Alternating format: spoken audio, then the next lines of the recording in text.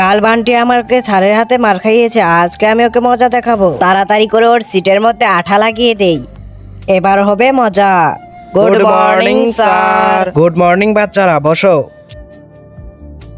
বাচ্চারা সবাই বই বের করো। ঠিক আছে স্যার। বান্টি পড়া বল। হিয়া, আরে স্যার আমি তো উঠতে পারছি না। তুই মিথ্যা কেন বলছিস?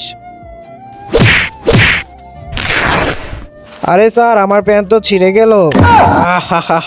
আরে আমার প্যান্ট তো ছিঁড়ে গেল, এখন আমি কি পরবো? বান্টি কি হয়েছে তোমার? স্যার আমার প্যান্ট ছিঁড়ে দিয়েছে।